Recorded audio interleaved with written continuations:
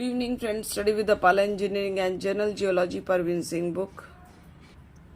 तो हम लोग चैप्टर 16 में stratigraphy of India the Siwalik system middle Miocene to lower Pleistocene कर रहे हैं, जिसमें हमारा स्ट्रक्चर हो चुका है, ओरिजिन उसकी देख रहे हैं। तो the origin of Siwalik system is closely related to the orogenic activities that is believe to have taken place towards the close of middle Miocene phase, with the uplift of sediments deposited in the tethys due to northwards compressions and air depressions for deep types of topography, is believed to have comes into beings which started receiving sedimentation from the mountains of north, the Himalayas or of that time, and the highland of south. The rise of the mountains in the north is also believed to have caused beginnings of a monsoon cycle, so that period of high abrupt rains were intercepted by relatively dry spells. The high monsoon rains might have caused flood in numerous streams, contributing sediment to the force deep. This type of environment contribute towards a great thickness of the sediments brought to the fore deep about 6,000 meter, towards alternating coarse and fine grade textures of the sediments, the coarse grains being deposited during high water times. The enormous thickness of Shivalik is also indicative of a gradual sinking of the basins under the load of sediments. The sinkings might have been even aided by the compressions under tectonic forces directed from south. The great thickness of deep was ultimately compressed and raised to the present heights in the subsequent phases of mountains building towards the close of Pleistocene. And the E.H. Pascoe and G.E. Pilgrims, हम कह रहे थे ये scientist है, confuse हो रही हूँ मैं, have the earliest advanced views that the Shivalik represent fluviatiles and deposits and along the flood plains of a single major river named Shivaliks by themselves, which were, क्योंकि बुक रीडिंग बहुत दिन बाद कर रही हूँ मैं और बहुत से नाम आ रहे हैं। अब अगर आप नोट्स में काम करते हैं तो आप कुछ पॉइंट्स लेते हैं सेलेक्टेड और बाकी छोड़ देते हैं, तो काफ़ी टाइम हो गया बुक रीडिंग का। फिर से आप लोगों के लिए subsequently compressed and raised into the outer Himalayas, the four deep hypothesis has however better structural evidence in support of the origin of the Shivalik system. The Pleistocene system definition distribution, the deposits belong to Pleistocene and recent age, cover an enormous extent of the country, estimated around 80 lakh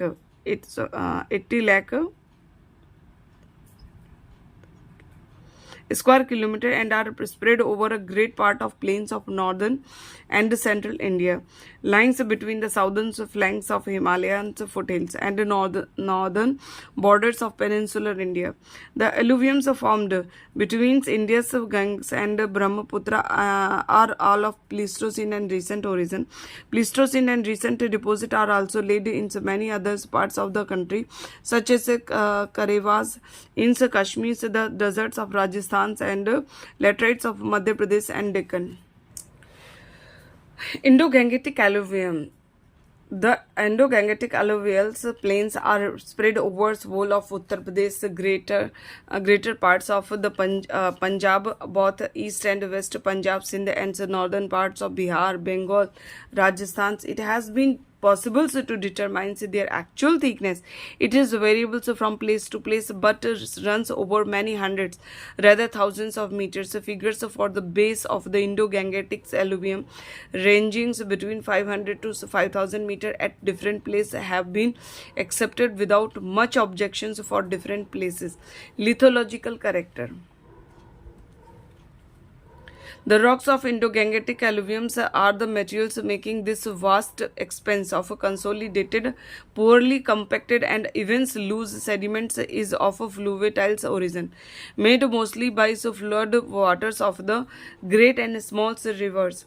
These consist mostly of clay, gravels and compact sands, and these deposits generally formed a continuous as well as uniformly homogeneous sequence, which may be said being formed even at present not distinguishable at most places into series and stage as has been possible in the deposits of earlier age.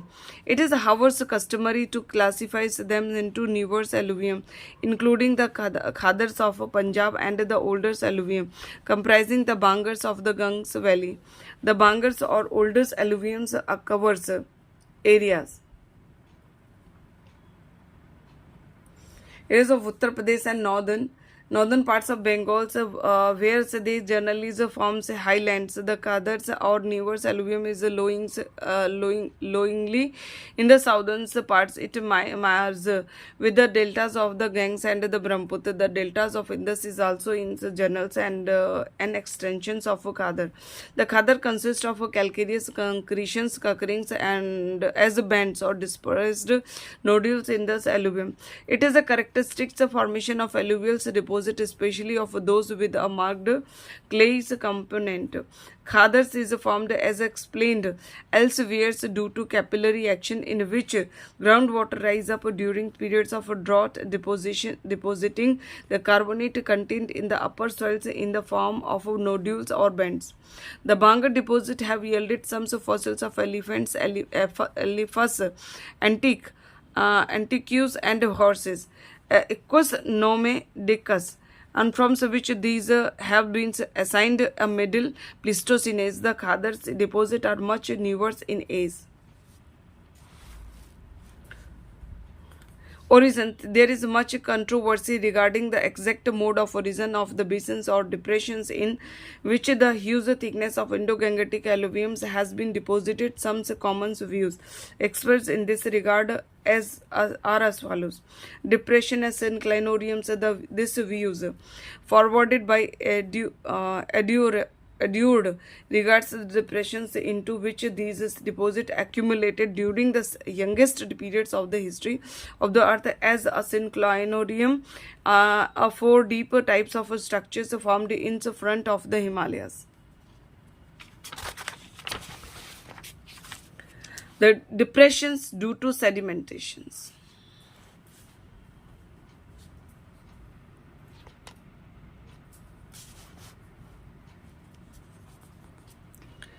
Depression due to sedimentation. This view, which is favored by many Indian geologists, regard the depressions as ones having formed due to excessive deposition leading to excessive loading. This loading is believed to be a cause it's sufficient to include the gradual sinking of the basins as factor already accepted for origins of many sedimentary deposit is in earlier times concurrently with the deposition. Much importance is attached to almost contemporaneous last phase upheaval of the Himalayas, which made the Himalayan rivers more vigorously eroding and hence bringing greater volume of sediments into the sinking basin. Depression or rift valleys, according to South Burrard, the depression is actually of the nature of the of a rift valley, that is a large central part having been thrown down between parallel fault of a great extent. Depression are sang in the crust. This is the most recent view developed on the basis of a plate tectonic discussed elsewhere. According to this view, the Indian plate is gradually moving northward as a result of this sag or downwards buckling is caused at the front of a central plateau and soft sediment of the outer Himalayas. And this is assumed to have happened during the last phase of the Himalayan orogeny. The Karevas of Kashmir. Journal. The Karevas of Kashmir are most conspicuous and formation spread spread in the forms of levels of lands, dissected plateaus and vast fields starting from Shopians in South Kashmir and extending to Baramulla for a stretch of about 90 kilometers. Their width is comparatively less, between 13 to 15 kilometers. For a greater part, these are almost horizontal, but the strip bordering the Panjal slopes show inclinations ranging between 5 to 20 degrees. At some heights over the southern flanks, some stretch of Karivas have shown very steep inclinations up to 40 degrees and indicating theirs having been deposited prior to elevations of that part of the Himalayas. Lithology.